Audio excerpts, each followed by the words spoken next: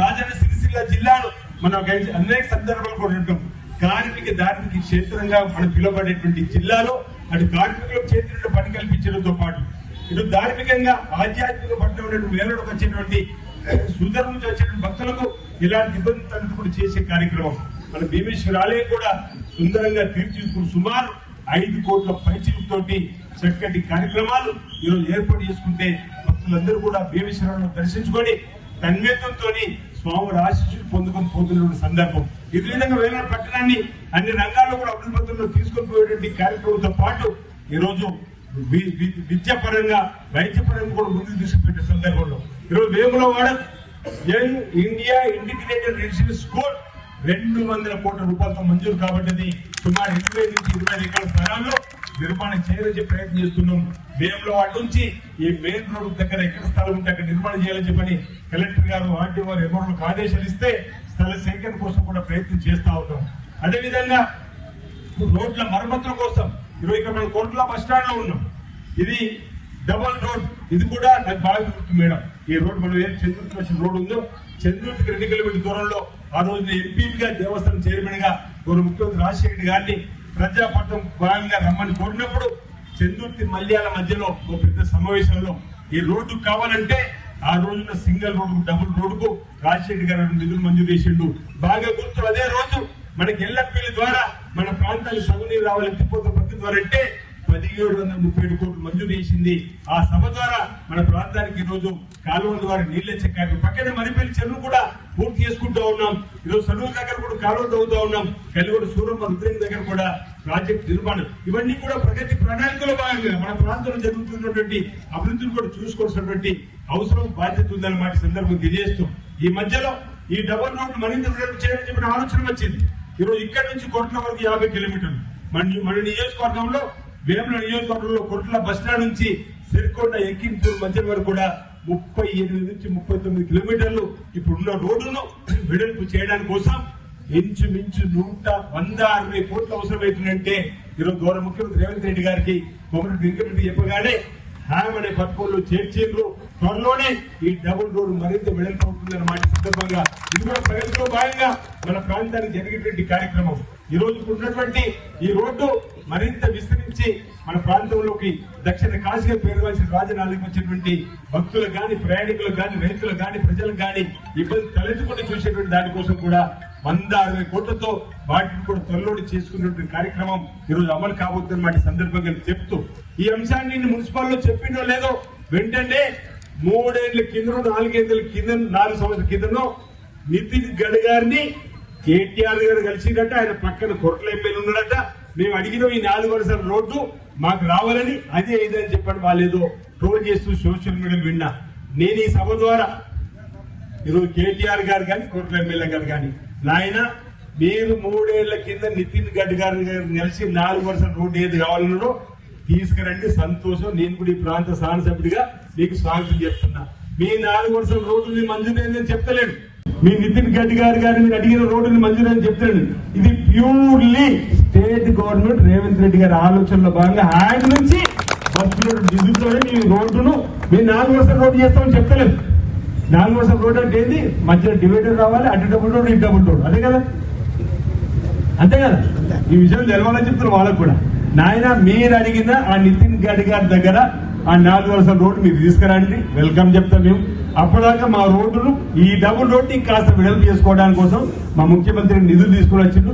దీన్ని ఏదో ప్రజల నుంచి డైవర్ట్ చేసే ప్రయత్నం చేయడం బాగుండదు, బాగోదని చెప్పిన మాట ఈ వేదిక ద్వారా కూడా నేను చెప్పే ప్రయత్నం చేస్తూ ఈరోజు ఈ వేములవాడ పట్టణానికి కోసం కూడా ఈరోజు చేసినటువంటి కార్యక్రమం కూడా ఒకసారి మనం చెప్పుకుంటే ఆనాడు ఇందిరా మిల్లే మళ్ళీ ఈ రోజు ఇందిరా మిల్లే మనం వచ్చిన తర్వాత 628 మందికి ఈరోజు వేములవాడ పట్టణంలో ఇందిరా మిల్లు ఇచ్చింది. ఇది కేవలం ఒక ఓన్లీ వేములవాడ హెడ్ క్వార్టర్ సంబంధించిన సంస్థ చెప్తా ఉన్నాం. అదేవిధంగా సిలిండర్లు ఇంచుమించు 1380 మందికి ఈరోజు 500 రూపాయలు చొప్పున సిలిండర్స్ వస్తా ఉన్నాయి.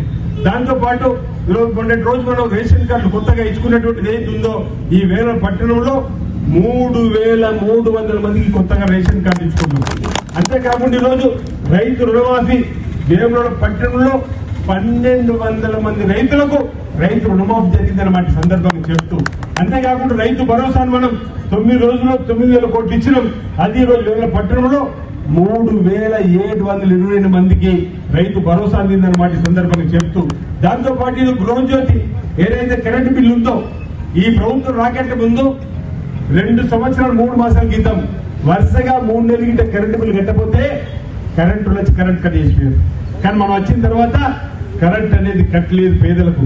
అది ఈ రోజు 6,466 కుటుంబాలకు ఈరోజు గృహజ్యోతి వేల పట్టణంలో అందుతున్న వాటి సందర్భంగా మీ అందరికీ తెలుసు తెలియజేస్తూ, సన్నపు వడ్లు ఎవరైతే పండిస్తారో వాళ్ళకి 5,000 బోనస్ ఇస్తామన్నాం. వేల పట్టణంలో 80 మంది రైతులు పండించారు. ఆ 80 మంది రైతులకు కూడా ఈరోజు సన్న బియ్యం వడ్లకు 500 బోనస్ కూడా ఇచ్చినటువంటి సందర్భం చెప్తూ, కళ్యాణ లక్ష్మి షాది ముబారక్ ఈ సంవత్సరంలోనే 653 మందికి ఈరోజు ఇచ్చుకున్న సందర్భాన్ని ఈరోజు ప్రగతి ప్రణాళికలో భాగంగా చెప్పేటువంటి ప్రయత్నం చేస్తూ ఇన్ని చక్కటి సంక్షేమ కార్యక్రమాల్ని అమలు చేస్తూ ముందుకు పోతున్నాం. రాబో రోజుల్లో కూడా ఇంకా మరిన్ని మెరుగైనటువంటి కార్యక్రమాలు చేసుకుంటూ ముందుకు పోతాం. కలెక్టర్ గా ఈరోజు గరీబ్ అగర్వాల్ గారు వచ్చినటువంటి అతి తక్కువ కాలంలోనే జిల్లా పైన చక్కటి ఫోకస్ చక్కటి సమగ్రంగా వివరణ తీసుకొని ఈరోజు అభివృద్ధిలో తమ వంతు సహకారం అందిస్తుంది. భవిష్యత్తులో కూడా అధికారుల సహకారంతో మన ప్రాంతాన్ని అన్ని రంగాల్లో కూడా ముందుకు తీసుకొని పోదాం అన్నమాట ఈ సందర్భంగా తెలియజేస్తూ, ఇవాళ మొదటి రోజు వేములవాడ మున్సిపాలిటీలో పెట్టిన కార్యక్రమంలో వచ్చిన గౌరవనీయులు విప్ మరియు వేములవాడ నియోజకవర్గం శాసనసభ్యులు శ్రీ ఆది శ్రీనివాస్ గారికి, లైబ్రరీ చైర్మన్ గారికి, municipal chairman, vice chairman, all ward members, municipal commissioner, entire team of officials, ఇక్కడ ఉన్న ప్రెస్ మిత్రులు, ఇక్కడ ఉన్న వేములవాడ మున్సిపాలిటీ పట్టణంలో ఉన్న ప్రజలు అందరికీ పేరు పేరున నమస్కారం.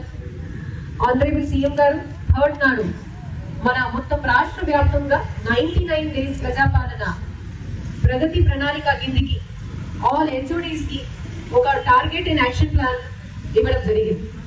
దీని కిందకి ఫస్ట్ 6th మార్చ్ నుంచి మున్సిపాలిటీస్ మరియు గ్రామ పంచాయతీలలో ప్రత్యేకంగా శానిటేషన్ డ్రైవ్ ప్రారంభిస్తున్నాం.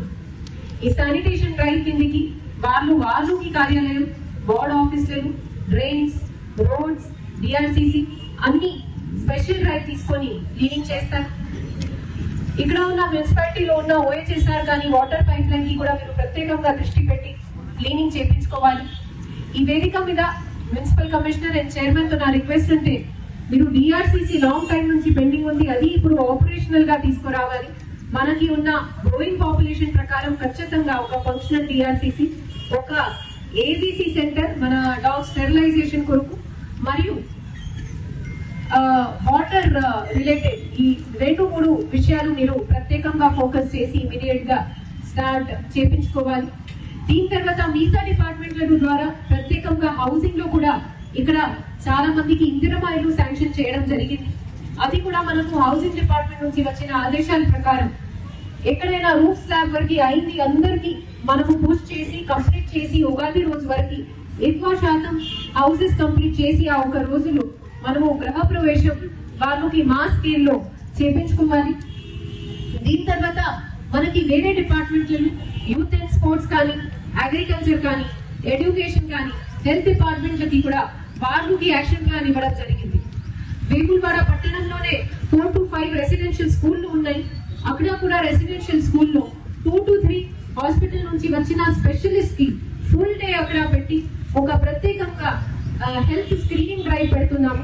అక్కడ ఉన్న పిల్లలకి చిన్న చిన్న సమస్యలు అప్పుడే ఆన్ ది స్పాట్ క్లియర్ చేసి ముందుకి ఏర్పాటు చేసి, ఇంకా ఎక్కడైనా హైయర్ ఫెసిలిటీస్ కి రెఫర్ కావాలి అప్పుడు ఏజ్ వేములవాడ లేకుంటే జీజీఎస్ లేకుంటే హైదరాబాద్ లో హైయర్ ఫెసిలిటీస్ కి కూడా రెఫర్ చేస్తూ ఉంటాం. దీంతో పాటు ఇక్కడ ఉన్న పిహెచ్సిలలో కూడా special screening camps with team of specialist జరుగుతూ ఉంటుంది.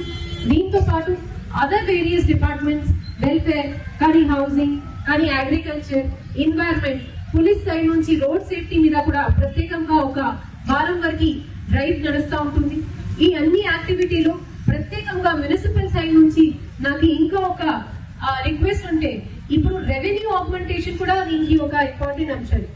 సో మీ మున్సిపాలిటీలో ఉన్న మీరు ప్రాపర్టీ ట్యాక్స్ కూడా ఇప్పుడు 31st మార్చ్ వస్తుంది కాబట్టి ఒక ప్రత్యేకంగా డ్రైవ్ తీసుకొని అది కూడా కంప్లీట్ చేసి మన మున్సిపాలిటీకి మంచి రెవెన్యూ వస్తే మీరే జనాలు కొరకు డెవలప్మెంట్ వర్క్ చేయగలుగుతారు. సో అది మీ జనరల్ ఫండ్ మొత్తం దీని మీద డిపెండెంట్ ఉంది కాబట్టి అది కూడా ఇంకా ఒకటి మీరు స్పెషల్ మిషన్ డ్రైవ్ లో తీసుకొని ఈ 99 డేస్ యాక్షన్ ప్లాన్ కిందకి ఈ 2 to 3 సబ్జెక్ట్స్ గురించి మీరు ఎక్కువ ఫోకస్ చేసి అందరికీ కలిసి అందరికీ దీనిలో భాగంగా పార్టిసిపేషన్ తీసుకొని ముందుకి వెళ్ళండి.